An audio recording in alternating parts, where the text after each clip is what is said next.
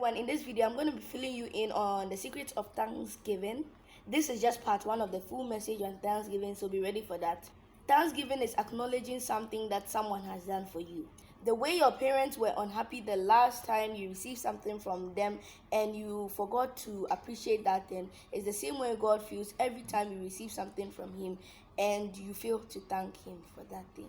The thing is, if you are thankful to God for your present opportunities, your present material things, you will be thankful for the bigger things ahead. Jeremiah 29:11 says, "For I know the plans I have towards you, thoughts of good and not of evil, to give you an expected end." So the point has been proven that God is going to give you good things in the future and even now.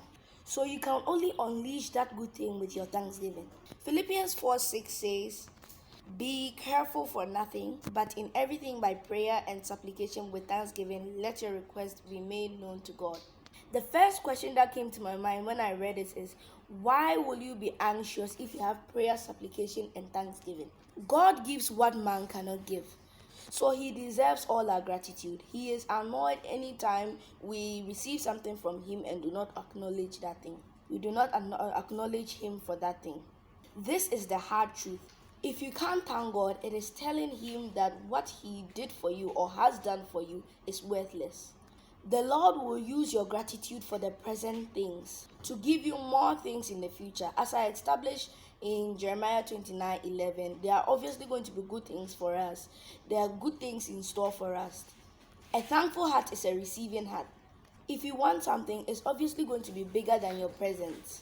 You can only reach there with your continuous thanksgiving. Continuous is stressed in what I just said because the devil uses impatience and weariness to drown so many Christians nowadays. You can be almost getting to your blessing and you decide to give up because you do not see any changes physically.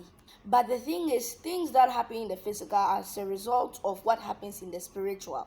Your thanksgiving can manipulate that spiritual thing to become physical.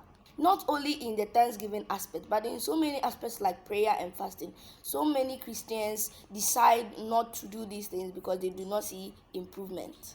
There could be in their situation improvement in the spiritual world, but because they have not offered their thanksgiving to God, it cannot be unleashed in the physical. If you want something from God, you don't just start begging. Besides, all things are for Him, according to 1 Corinthians 10:26. Rather, start thanking God for your present, because you were lower in the past than what you are now. That means there has been a lifting, there has been an elevation.